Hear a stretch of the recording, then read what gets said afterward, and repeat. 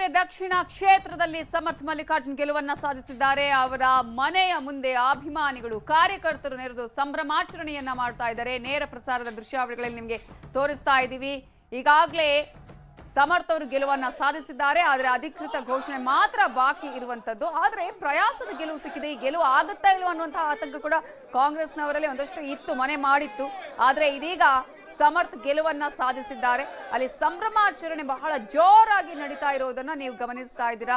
ಕಾಂಗ್ರೆಸ್ನ ಅಭಿಮಾನಿಗಳು, ಬೆಂಬಲಿಗರು, ಶಾಮನೂರು ಕುಟುಂಬದ ಅಭಿಮಾನಿಗಳು, ಬೆಂಬಲಿಗರು ಎಲ್ಲರೂ ಕೂಡ ಅಲ್ಲಿ ಸೇರಿದ್ದಾರೆ. ಈ ಗೆಲುವು ಯಾವ ರೀತಿಯಾಗಿ ಇತ್ತು ಅನ್ನುವಂತಹ ಆತಂಕ ಮಾತ್ರ ಇತ್ತು. ಕಾರಣ ಈಗಾಗಲೇ ಶಾಮನೂರು ಶಿವಶಂಕರಪ್ಪ ಅವರು ಗೆದ್ದಂತಹ ಗೆಲುವಿನ ಅಂತರಕ್ಕೂ ಸಮರ್ಥ ಮಲ್ಲಿಕಾರ್ಜುನ್ ಗೆದ್ದಂತಹ ಗೆಲುವಿನ ಅಂತರಕ್ಕೂ ಸಾಕಷ್ಟು ಅಜಗಜ ಅಂತರ ಇದೆ. ಇಂತಹ ಸಂದರ್ಭದಲ್ಲಿ ಈ ಒಂದು ಗೆಲುವನ್ನ ಸಂಭ್ರಮಿಸ್ತಾ ಇದ್ದಾರೆ ಈಗ ಕಾರ್ಯಕರ್ತರು, ಅಭಿಮಾನಿಗಳು. ಈ ಮಲ್ಲಿಕಾರ್ಜುನ ಅವರ ಮನೆಯ ಮುಂದೆ ಈಗ ಸಾಕಷ್ಟು ಸಂಖ್ಯೆಯಲ್ಲಿ ಅಭಿಮಾನಿಗಳು ನೆರೆದಿದ್ದಾರೆ. ಕಾರ್ಯಕರ್ತರು ಜಯಘೋಷಗಳನ್ನ ಹಾಕ್ತಾ ಇದ್ದಾರೆ.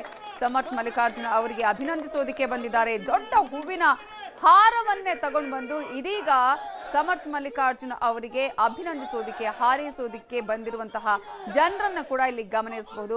ಅಲ್ಪಸಂಖ್ಯಾತ ಮತಗಳು ಚದುರಿ ಹೋಗಿವೆ ಅನ್ನೋದು ಅಷ್ಟೇ ಸ್ಪಷ್ಟ. ಕಾರಣ ಈಗಾಗಲೇ SDPI ಅಭ್ಯರ್ಥಿಗೆ 18,000ಕ್ಕೆ ಹೆಚ್ಚಿನ ಮತಗಳು ಬಂದಿರೋದು. ಆದ್ರೂ ಕೂಡ ಸಮರ್ಥ ಅವರು ಗೆಲ್ಲೋದಿಕ್ಕೆ ಇದು ಅಡ್ಡಿ ಆಗ್ಲಿಲ್ಲ. ಬಟ್ ಎಲ್ಲೋ ಒಂದು ಕಡೆ ಮತಗಳ ಅಂತರ ಇದೆಯಲ್ಲ, ಇದು ಕಾಂಗ್ರೆಸ್ಗೆ ಹೇಗೆ ಹೊಡೆತ ಕೊಟ್ಟಿದೆ, ಅಲ್ಪಸಂಖ್ಯಾತ ಮತಗಳು ಈ ಸಲ ಸಿಕ್ಕಿಲ್ಲ ಅನ್ನೋದನ್ನ ಕೂಡ ಹೇಳ್ತಾ ಇದೆ. ಪ್ರಮುಖವಾಗಿ ಇಲ್ಲಿ ಗಮನಿಸಬೇಕಾಗಿರೋದು ಇದೇ ಕಾರಣಕ್ಕಾಗಿ ಇಬ್ಬರ ತಲೆದಂಡ ಕೂಡ ಆಗಿದ್ದು ಕಾಂಗ್ರೆಸ್ನಲ್ಲಿ. ಹಾಗಾಗಿ ಈ ಒಂದು ಗೆಲುವನ್ನ ಇದೀಗ ಸಂಭ್ರಮಿಸ್ತಾ ಇದ್ದಾರೆ. ಸಮರ್ಥ ಮಲ್ಲಿಕಾರ್ಜುನ್ ಅವರ ಮನೆಯ ಮುಂದೆ ಅಭಿಮಾನಿಗಳಿದ್ದಾರೆ. ಅಲ್ಲಿ ದೃಶ್ಯಾವಳಿಗಳಲ್ಲೂ ಕೂಡ ಗಮನಿಸಬಹುದು. ಅಲ್ಲಿ ಅಭಿನಂದನೆಯನ್ನ ಮಾಡ್ತಿದ್ದಾರೆ, ಘೋಷಣೆಗಳನ್ನ ಕೂಗ್ತಾ ಇದ್ದಾರೆ, ಜಯಘೋಷಗಳು ಅಲ್ಲಿ ಮೊಳಗ್ತಾ ಇದೆ.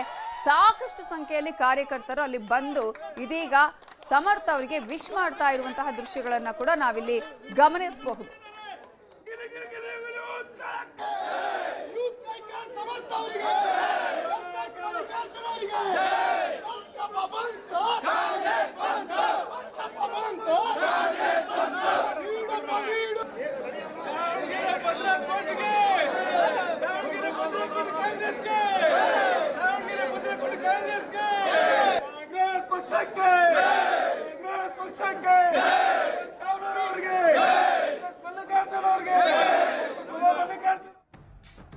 ಏನು ಪಂಚರಾಜ್ಯಗಳ ತೀರ್ಪಿನಲ್ಲಿ ಮತ್ತೊಂದು ಕುತೂಹಲಕ್ಕೆ ಕಾರಣ ಆಗಿರೋದು, ಅಷ್ಟೇ ಇಂಟ್ರೆಸ್ಟಿಂಗ್ ಆಗಿರುವಂತಹ ರಿಸಲ್ಟ್ ಅಂತ ಹೇಳಿದ್ರೆ ಪಶ್ಚಿಮ ಬಂಗಾಳದಲ್ಲಿ ಈ ಸಲ ಕಮಲ ಕಮಾಲ್ ಮಾಡಿದೆ. ಮೊದಲ ಬಾರಿಗೆ ಪಶ್ಚಿಮ ಬಂಗಾಳದಲ್ಲಿ ಬಿಜೆಪಿ ಗದ್ದುಗೆಯನ್ನ ಏರಿದೆ. ದೀದಿ ಸರ್ಕಾರದ ವಿರುದ್ಧ ಭ್ರಷ್ಟಾಚಾರದ ಆರೋಪ ಕೇಳಿ ಬಂದಿತ್ತು. ದೊಡ್ಡ ಮಟ್ಟದಲ್ಲಿ ಅಲ್ಲಿನ ಜನ ಕೂಡ ಆಕ್ರೋಶಗೊಂಡಿದ್ರು. ಇಂತಹ ಸಂದರ್ಭದಲ್ಲಿ ಇದೀಗ ಬಿಜೆಪಿ ಮೊದಲ ಬಾರಿಗೆ ಗೆಲುವನ್ನ ಸಾಧಿಸಿದ್ದು. ಬಿಜೆಪಿ ಗೆಲುವಿಗೆ ಕೇಂದ್ರದ ಯೋಜನೆಗಳಾಗಿರ್ಬೋದು, ಸಂಕಲ್ಪ ಪತ್ರಕ್ಕೆ ಜನ ಫಿದಾ ಆಗಿದ್ದಾರೆ. ಆಡಳಿತ ವಿರೋಧಿ ಅಲೆಯಲ್ಲಿ ದೀದಿ ಕೊಚ್ಚಿ ಹೋಗಿದ್ದಾರೆ. ಚುನಾವಣೆ ಆದ ಬಳಿಕ ಕೂಡ ಇಮಿಡಿಯೇಟ್ ಆಗಿ ನೆಕ್ಸ್ಟ್ ಡೇನೆ ದೀದಿ ಅಲ್ಲಿ ಪ್ರೆಸ್ ಮೀಟ್ ಅನ್ನ ಮಾಡಿದ್ರು. ನಮ್ಮ ಅಭ್ಯರ್ಥಿಗಳು ಹಾಗೇನೆ ನಮ್ಮ ಪಕ್ಷವೇ ಅಧಿಕಾರಕ್ಕೆ ಬರೋದು ಅನ್ನುವಂತಹ ವಿಚಾರವನ್ನ ಹೇಳಿದ್ರು. ಆದ್ರೆ ಅದು ಯಾವುದು ಕೂಡ ಫಲಿತಾಂಶದಲ್ಲಿ ಏನು ಆಗತ್ತೆ ಅನ್ನೋದಕ್ಕೆ ಮಾತುಗಳು ಇಲ್ಲಿ ನಡೆಯಲ್ಲ. ಕೆಲಸ ಆಗಬೇಕು, ಬದಲಾವಣೆ ಬೇಕು, ಅಲ್ಲಾದಂತಹ ಭ್ರಷ್ಟಾಚಾರಗಳ ಆಗಿರ್ಬೋದು, ಆದಂತಹ ಒಂದು ರೀತಿಯಲ್ಲಿ ಜನ ರೋಸಿ ಹೋಗಿದ್ರು ಅಲ್ಲಿನ ಆಡಳಿತದ ವಿರುದ್ಧ. ಇದೀಗ 15 ವರ್ಷಗಳ ಬಳಿಕ ದೀದಿ ಆಡಳಿತಕ್ಕೆ ತೆರೆ ಬಿದ್ದಿದೆ. ಮೊದಲ ಬಾರಿಗೆ ಬಿಜೆಪಿ ಗದ್ದುಗೆಯನ್ನ ಕೂಡ ಈಗಾಗಲೇ ಹಂಚಿಕೊಂಡಿದೆ. ಇಂತಹ ಸಂದರ್ಭದಲ್ಲಿ ಸುವೇಂದು ಅಧಿಕಾರಿ ಅವರು ಈಗಾಗಲೇ ಅಲ್ಲಿ ಮುಖ್ಯಮಂತ್ರಿ ಆಗ್ತಾರಾ ಅನ್ನುವ ಕುತೂಹಲ ಇದೆ. ಕಾರಣ ಮುಖ್ಯಮಂತ್ರಿ ಅಭ್ಯರ್ಥಿಯನ್ನಾಗಿ ಈಗಾಗಲೇ ಅವರ ಹೆಸರು ಕೂಡ ಕೇಳಿ ಬಂದಿರುವಂತಹ ಹಿನ್ನೆಲೆಯಲ್ಲಿ ಸುವೇಂದು ಅಧಿಕಾರಿ ಮೊನ್ನೆ ಚುನಾವಣೆ ಆಗುವಂತಹ ಸಂದರ್ಭದಲ್ಲಿ ಹೋದಾಗ್ಲೂ ಕೂಡ ದೊಡ್ಡ ಮಟ್ಟದಲ್ಲಿ ಗಲಾಟೆ ಆಗಿದ್ದನ್ನ ನಾವಿಲ್ಲಿ ನೆನಪಿಸಿಕೊಳ್ಬಹುದು. ಚುನಾವಣೆ ಆಗುವಂತಹ ಸಂದರ್ಭದಲ್ಲೇ, ಮತದಾನ ಮಾಡುವಂತಹ ಸಂದರ್ಭದಲ್ಲೇ ಅಲ್ಲಿ ಹೊಡೆದಾಟ, ಬಡದಾಟಗಳು, ಹಿಂಸಾಚಾರಗಳು ಕೂಡ ಆಗಿತ್ತು.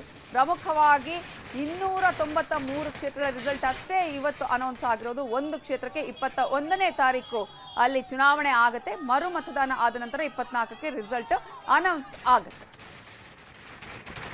ಇದೇ ವಿಚಾರಕ್ಕೆ ಸಂಬಂಧಪಟ್ಟ ಹಾಗೆ ಇನ್ನಷ್ಟು ಡೀಟೇಲ್ಸ್ ಅನ್ನ ಕೊಡೋದಕ್ಕೆ ಪೊಲಿಟಿಕಲ್ ಬ್ಯೂರೋ ಹೆಡ್ ಆಗಿರುವಂತಹ ಚಿದಾನಂದ ಪಟೇಲ್ ಈಗ ನೇರ ಸಂಪರ್ಕದಲ್ಲಿ ಜಾಯ್ನ್ ಆಗಿದ್ದಾರೆ. ಚಿದಾನಂದ ಪಟೇಲ್, ಆಡಳಿತ ವಿರೋಧಿ ಅಲೆ, ಭ್ರಷ್ಟಾಚಾರ, ಜೊತೆಗೆ ಅಲ್ಲಿ ಜನ ಸಾಕಷ್ಟು ರೋಸಿ ಹೋಗಿದ್ರು ಅಲ್ಲಿ ಆದಂತಹ ಘಟನಾವಳಿಗಳಿಂದ. ಜೊತೆಗೆ ಮೊನ್ನೆ ಅಷ್ಟೇ ಚುನಾವಣೆ ಆದ ಬಳಿಕ ಕೂಡ ಮಮತಾ ಬ್ಯಾನರ್ಜಿ ಹೇಳ್ತಾ ಇದ್ರು ಈ ಸಲ ಕೂಡ ನಾವೇ ಗೆಲ್ಲೋದು ಅಂತ ಹೇಳಿ. ಮತದಾರ ಆಲ್ರೆಡಿ ಚೇಂಜ್ ಮಾಡಿ ಆಗಿತ್ತು ತನ್ನ ಮನಸ್ಸನ್ನ. ಬಿಜೆಪಿ ಅತ್ಯಂತ ದೊಡ್ಡ ಪಕ್ಷವಾಗಿ ಅಲ್ಲಿ ಹೊರಹೊಮ್ಮಿ ಮೊದಲ ಬಾರಿಗೆ ಆಡಳಿತ ಚುಕ್ಕಾಣಿಯನ್ನ ಹಿಡಿದಿರೋದಕ್ಕೆ ಕಾರಣವಾದಂತಹ ಅಂಶಗಳನ್ನು ವಿಶ್ಲೇಷಣೆ ಮಾಡೋದಾದ್ರೆ, ನವಿತಾ ಜೈನ್ ಸುಮಾರು 15 ವರ್ಷಗಳ ಕಾಲ ಪಶ್ಚಿಮ ಬಂಗಾಳದಲ್ಲಿ ತೃಣಮೂಲ ಕಾಂಗ್ರೆಸ್ನ ಆಡಳಿತಕ್ಕೆ ಭಾರತೀಯ ಜನತಾ ಪಕ್ಷ ತನ್ನ 10 ವರ್ಷಗಳ ಹೋರಾಟ, ಭದ್ರ ಬುನಾದಿ ಮತ್ತು ಕಾರ್ಯಕರ್ತರ ಪರಿಶ್ರಮದಿಂದ ಭರ್ಜರಿ ಜಯಗಳಿಸುವ ಮುಖಾಂತರ ಮಮತಾ ಬ್ಯಾನರ್ಜಿ ಅವರಿಗೆ ಶಾಖನ್ನು ಕೊಟ್ಟಿರ್ತಕ್ಕಂಥದ್ದು. ಸುಮಾರು 15 ವರ್ಷಗಳ ಕಾಲ ನಿರಂತರವಾಗಿ ಮಮತಾ ಬ್ಯಾನರ್ಜಿಯವರು ತಮಿಳುನಾಡಿನಲ್ಲಿ ಪಶ್ಚಿಮ ಬಂಗಾಳದಲ್ಲಿ ಅಧಿಕಾರವನ್ನು ಹಿಡಿದಿದ್ರು. ನಂತರ ಈ ಬಾರಿ ಕೂಡ ತಾವು ಅಧಿಕಾರ ಹಿಡಿಯುವ ಆಕಾಂಕ್ಷೆಯನ್ನು ಕೂಡ ಹೊಂದಿದ್ರು. ಆದರೆ ಎಲ್ಲೊಂದು ಕಡೆ ಆಡಳಿತ ವಿರೋಧಿ ಅಲೆ ಮತ್ತು ಅಲ್ಲಿನ ಪಡಿತರ ಅಕ್ಕಿ ಸ್ಕ್ಯಾಮ್ ಇರ್ತಕ್ಕಂಥದ್ದು ಮತ್ತು ಹಿಂಸಾಚಾರಗಳು ಹಾಗೂ ಭ್ರಷ್ಟಾಚಾರದ ಆರೋಪ, ಆಡಳಿತ ವಿರೋಧಿ ಅಲೆ ಮತ್ತು SIR ಅಲ್ಪಸಂಖ್ಯಾತ ಮತಗಳು ವಿಭಜನೆ ಆಗಿರುವಂಥದ್ದು ಮತ್ತು ಬಾಂಗ್ಲಾ ವಲಸಿಗರ ಮತಗಳು SIR ಮುಖಾಂತರ ಕೈತಪ್ಪಿರ್ತಕ್ಕಂಥದ್ದು, ಈ ಎಲ್ಲವೂ ಕೂಡ ಸೋಲಿಗೆ ಕಾರಣಕರ್ತ ಆಯ್ತು ಅಂತೇಳಿ ಈಗಾಗಲೇ ವಿಶ್ಲೇಷಣೆ ಬರ್ತಿರ್ತಕ್ಕಂಥದ್ದು. ಪ್ರಮುಖವಾಗಿ ಮಮತಾ ಬ್ಯಾನರ್ಜಿಯವರು ಕೇಂದ್ರದ ಸಂಕಲ್ಪ ಯೋಜನೆಗಳು